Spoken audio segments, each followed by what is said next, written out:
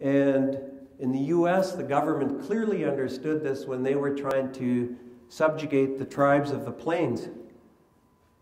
They couldn't because the plains people followed the buffalo. They couldn't get them to gather together in one place where they could easily be controlled. And so the government ordered the cavalry to wipe out the buffalo herds that extended from Great Slave Lake to Mexico from sea to sea. And in about 10 years, they wiped out the buffalo. In northern Canada, they did the same thing with the Innu and Inuit dog sled teams that they used for hunting and trapping. And back then, when you're trying to control a group of people who could cause you trouble, and at that time were a major military menace, it was a useful thing to do, I guess, from the point of view of the colonialists. But right now, we're in a situation where the other shoe is dropped. Now they need us. They need our young people. And it's a chance for us to pick ourselves up. So, this idea of working together and cooperating, we've lost a lot of those skills which our ancestors just learned over years and thousands of years on how to work together and support each other. We need to go back to this kind of thinking. The other thing which is very evident from this morning's ceremonies and was evident to all European people at the time of contact with the indigenous tribes of North America was how spiritual people were, indigenous people were. And this isn't just a thing of lip service. In 1896, the U.S. Bureau of Ethnology reported that the tribes that they were dealing with were more religious than the old Israelites under theocracy, which is really saying something.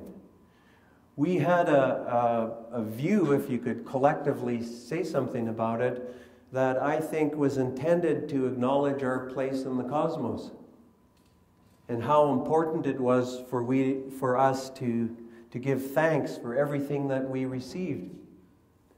And I believe, even though in some ways the Aboriginal populations of North America are further on the curve of decline than anybody else, we also hold some of the clues in our traditional values and in our traditional spirituality for how to get out of it.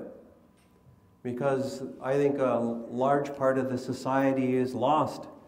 The U.S., for example, is probably the most wealthy material society in the history of civilization, and 70% of their population say they need professional help for stress.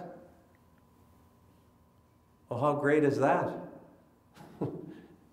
It's not a good situation. So I think why our ancestors thought it was important, or spirituality was important, because they believed that if you didn't think right, you wouldn't talk right. If you didn't talk right, you wouldn't act right, and that would affect your destiny. And I think they thought that if you didn't behave and think in the right way, you would come out of tune with the cosmos, which is a very important idea. And I think the ideas that were being expressed in the ceremonies this morning. And I think if we're going to move forward from where we're at now, we have to relearn those lessons of our ancestors. We have to embrace that high ethical and moral conduct that they lived as part of their daily lives. I can't imagine one of our great classical chiefs like Sitting Bull sitting in his tent wondering about his per diem. It just doesn't make sense to think that way. And so Well, I am criticizing the current situation. In some ways, I'm not. I'm just positing that this is the situation that exists, and we have to try and reach back in our history into the values that enabled our ancestors to flourish as a way forward for us. And we have to do things right. If we run our communities like banana republics, we're going to get the results of banana republics. We have to run things properly. We have to show young people that we're doing things properly in order to encourage them and to make them feel that they have a voice in this system. And there is some hope. And there is opportunities for them.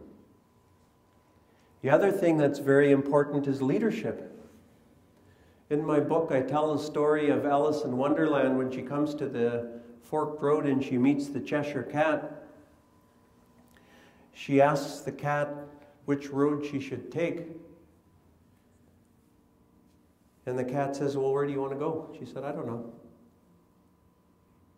The cat tells her, if you don't know where you're going, it doesn't matter which road you take. Because if you get there, you'll never know where it is you're at anyways. And that's the role of leadership. We have to have some kind of vision of where we want to be. Of leadership that's informed by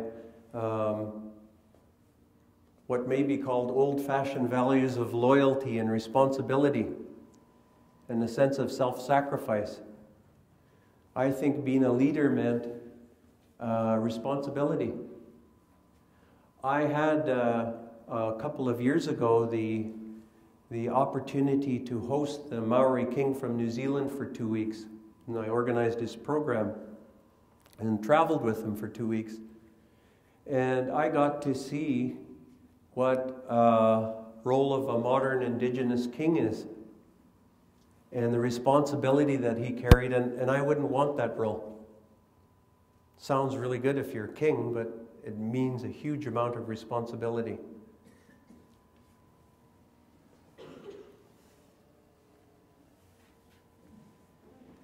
So where all of the problems started to come from was when the ideas of assimilation crept in, and the idea of the welfare trap came into being. The idea was that it was best to try to make Aboriginal people into essentially brown Europeans. And as we know now, that was just a horrible failure. I think we would have been much, much better if we were able to retain intact our original cultures and to be able to blend our cultures with European economics and everything else that Europeans brought with them.